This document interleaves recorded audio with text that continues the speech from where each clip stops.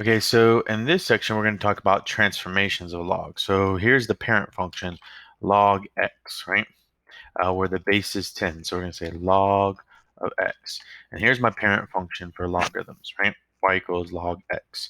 So if I wanted to shift it left or right, this is when we're doing those parentheses. So we've done this before. So we'd say log parentheses x minus 1. Look what happens to the graph when you do x minus 1.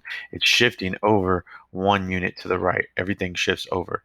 Your asymptote remains the same, right? It's still going to be 1, right? And still guys are going to approach 1. Sorry, your asymptote's going to be 1 right here. I apologize. All right. Then you have your another log. Let's try it instead of minus 1. Let's do plus 1. So log of parentheses x plus 1. Oops. And you notice that it shifts left, right? Inside the parentheses is a plus, but instead of going right, it actually went left, kind of like we've talked about. So x minus h in parentheses. X minus h, it goes right. X plus h, it goes left. All right, so let's do a couple of things. Well, what happens if it's on the outside of the parentheses? What if it was log x plus 1? No, there's no parentheses. Now the one's on the outside. Well, notice everything shifted up. Well, what does that do? That does a couple of things. Notice when it shifts left and right, it changes the asymptotes.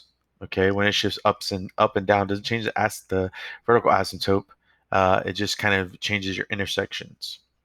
Okay, let's try the other one. Let's say log of x minus 1. Notice now it shifts it down 2 or down 1. All right, so here are all your transformations. Um, well, what if there's a negative in front of the log? Well, negative log of x. Right? Notice now it's a reflection, right? So let's take away all of these and let's go straight back to the parent function. Okay. Now you'll notice the parent function, when the negative's on the outside, we have a reflection across the x-axis. What if it was negative on the inside? Well, let's get rid of that one. Let's do log of negative x. Oh, there you go. It reflects across the y-axis. So those are your transformations. I'm gonna do a quick run by on some notes through the video, so please make sure that you watch that as well. Hope you have a good day.